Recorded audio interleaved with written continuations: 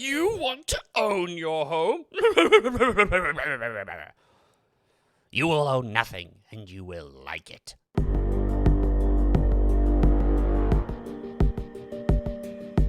Well, as I like and salutations, my lovely little lunatics. It's me, your friendly internet psychopath Insanity, here with my co-host Bob. Hello. And today, on the ENSane Report, you thought you could actually own a house.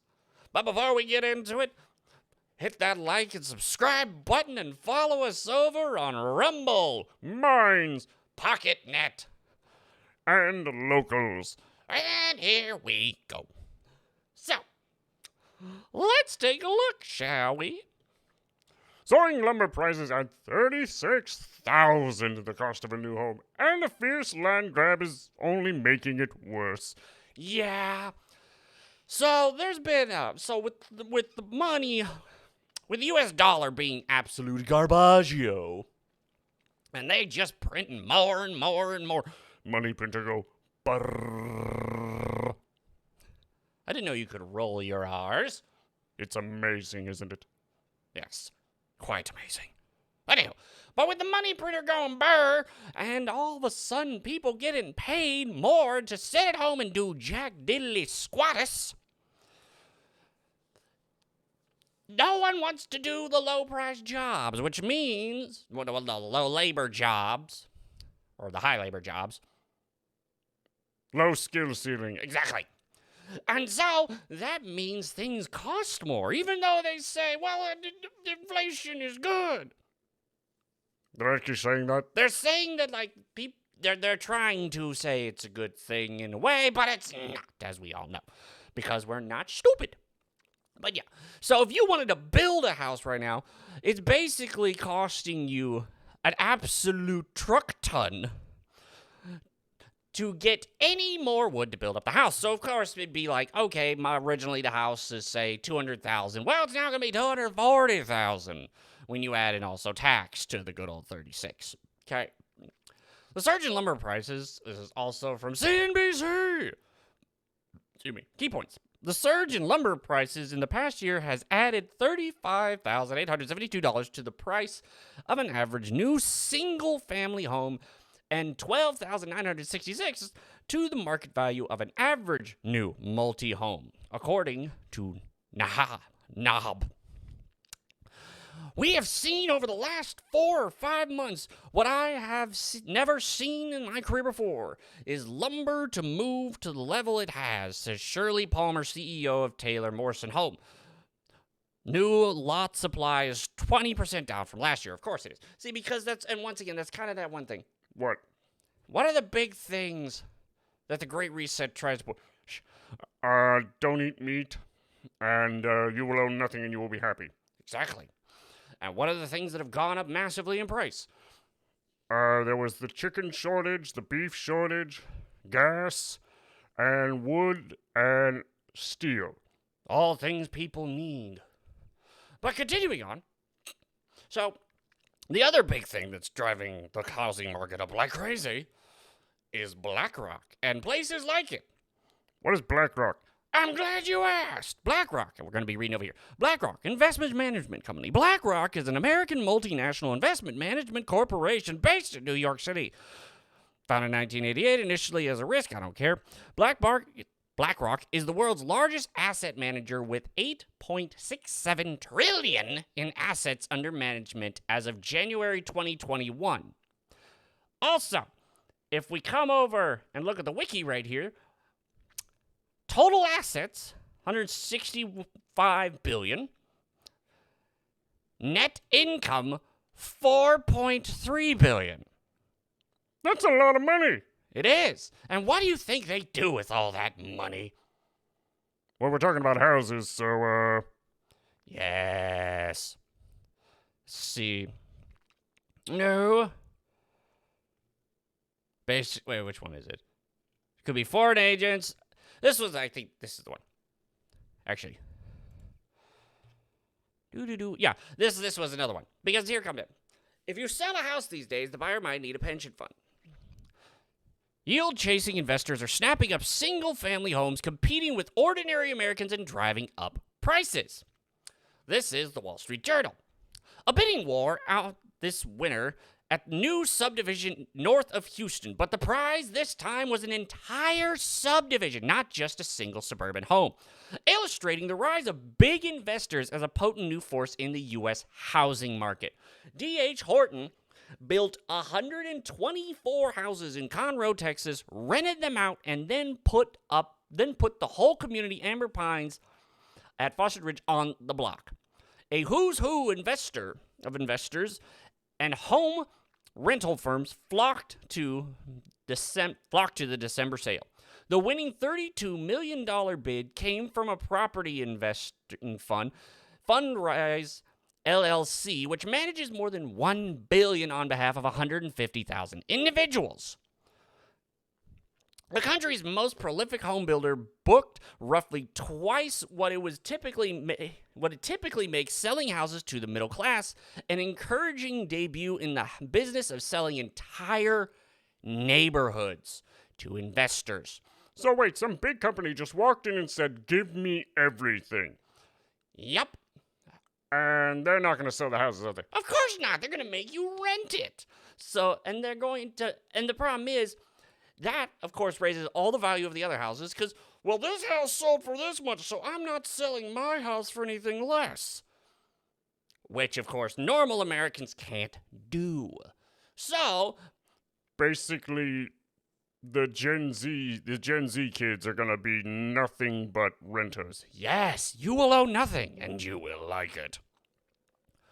We certainly wouldn't expect every single family community to sell at a 50% gross margin, the builder's finance chief, Bill Wheat, said at a recent investors conference. From individuals with smartphones and a few $1,000s to pension and private equity firms with billions, yield-chasing investors are snapping up single-family homes to rent out or flip. They are competing for houses with ordinary Americans who are armed with the cheapest mortgage financing ever and driving up housing costs. How long does this go? Goes for a while.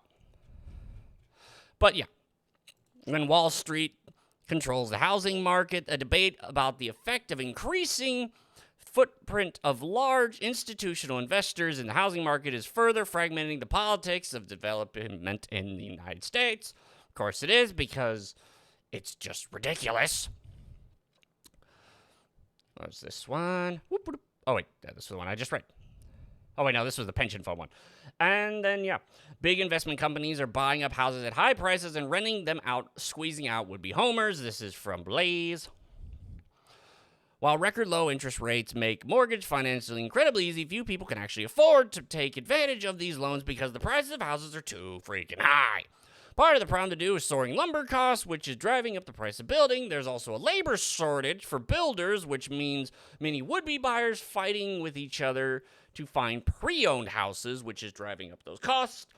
Those that can't afford to buy a house are having trouble finding one for sale before someone else buys it. Another dimension of the problem is these first-time buyers aren't just competing amongst themselves, they're also facing competition from larger investment companies who are buying up houses to turn them into single-family rentals, blocking many Americans from becoming homeowners.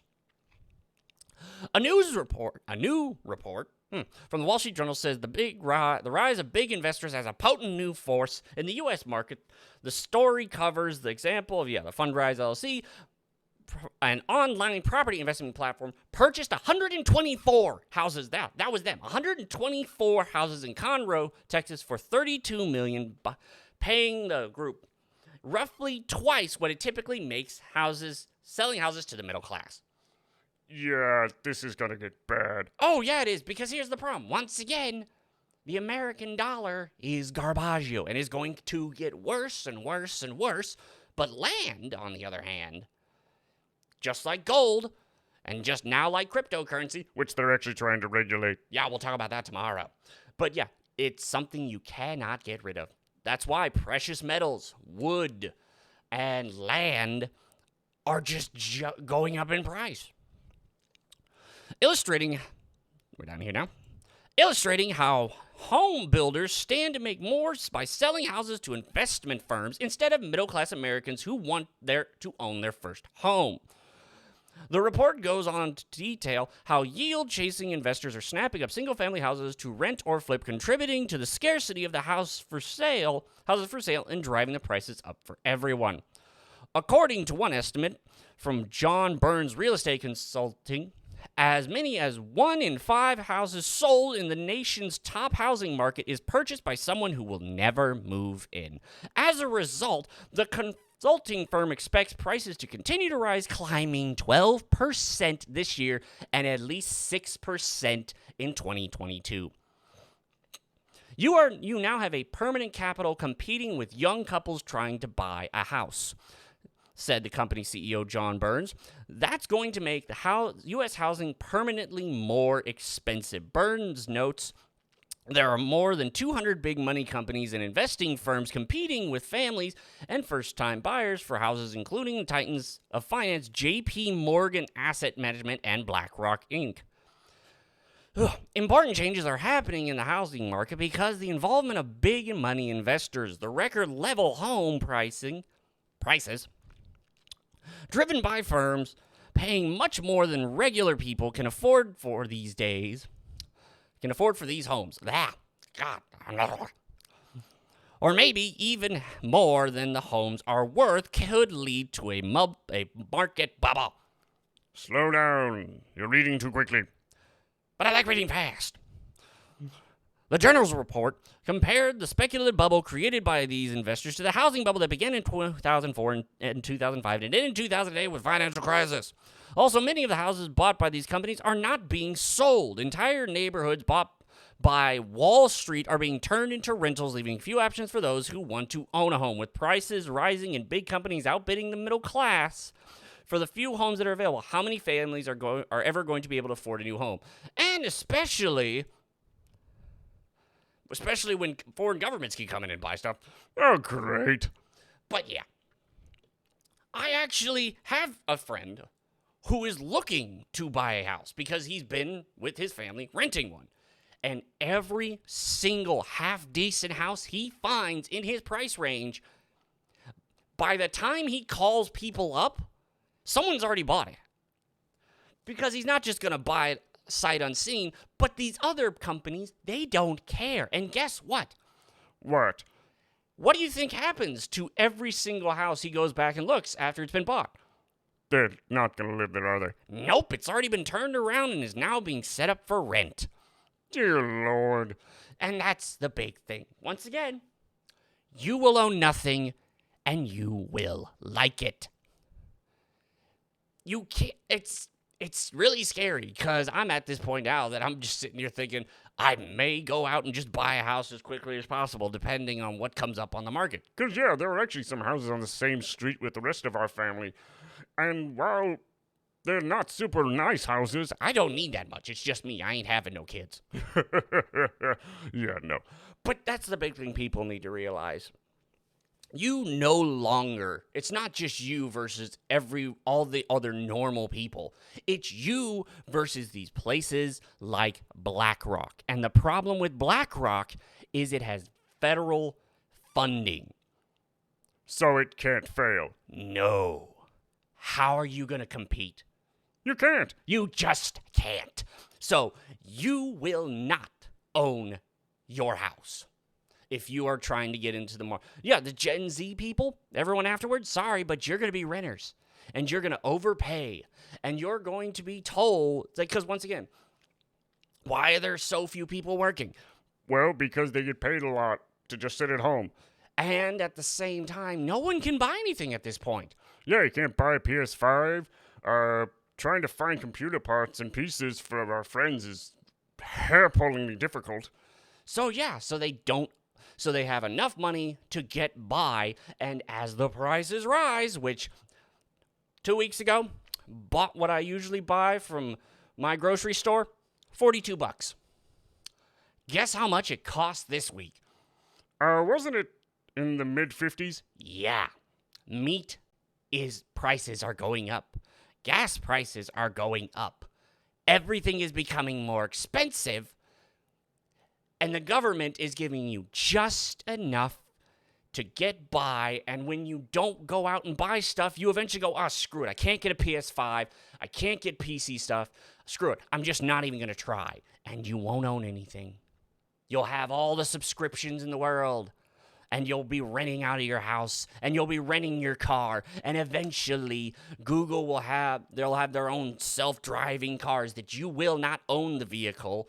You will just call up the Uber app or whatever, and the robotic car will come and get you.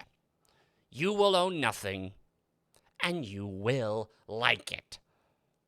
Yeah, there's no way in hell I'm gonna do that. No. If that's kind of what's gonna happen, I'm gonna go with my welding buddies. We're buying up land out in the middle of God nowhere, and we're just screw it. We'll build out there, and we'll deal with it. Yeah, especially if Starlink becomes a thing. Yes, if that becomes it, that's all I need. That's it. Because this is absolutely insane. Hello! That's the end of this little video. If you like this video, then click the like button and subscribe for more insanity. And I will see you out later. Bye, everyone. Bye.